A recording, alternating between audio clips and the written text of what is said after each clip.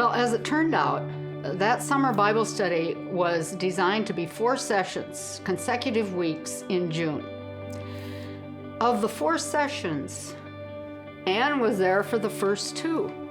And she had other circumstances that intruded on her ability to be there for the last 2 sessions. And so we were assured, at the end, we were encouraged, really, ladies, this Bible study has gone quickly. If you want to continue, we have materials you can use. You can remain in your groups. You can go one-on-one. But we will encourage you to just keep going on your own this summer. So I texted Anne and I said, guess what, Anne? I'm not ready to quit. Are you? And I said, we were encouraged to continue. And I said, if that sounds good to you, I'm all in with you. And if you want to invite someone else, to do it in a group situation or just one-on-one. Anne fired back immediately. Cheryl, I would love to do that with you. What I learned in my short time at my first Bible study, because I did have to leave for work and I couldn't get there, was Cheryl has just a way about her that not only does she make me feel important, you are, but she's such a teacher. And her knowledge of putting things in such a simplistic way for someone like me who bought a Bible 2 weeks ago before we first got together was so encouraging for me to know that this woman, first of all, reached out to me. Again, that's God. And wanted to spend time with me. That's God. And I couldn't have jumped at it fast enough.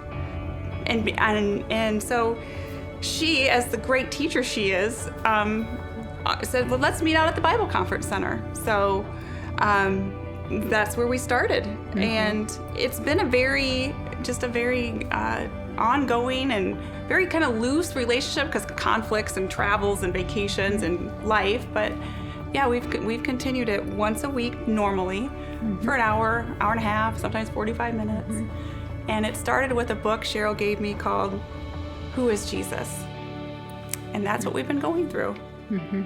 I would say I have been so blessed and privileged. It's like having a front row seat to what the Holy Spirit is doing. And before I left the house, that first meeting with her, I said to Norm, I said, I don't have anything prepared for us. I said, the Holy Spirit's in charge here. And he will lead us. And indeed, he did that first day. I mean, Anne came to the table. I'll never forget what you said. Cheryl, I don't know how I'm going to make it from here to the end.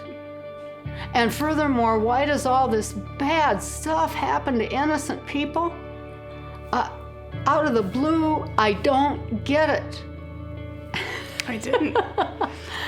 And so just the honesty, the transparency just gave an open door for us to pursue who is Jesus.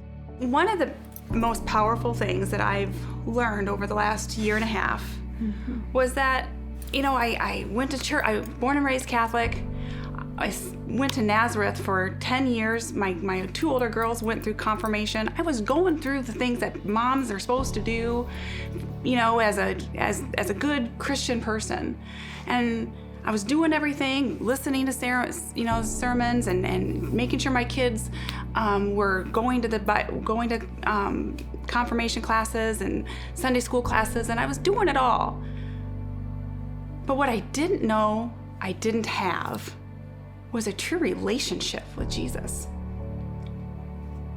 I didn't know you could have one. I thought that was it.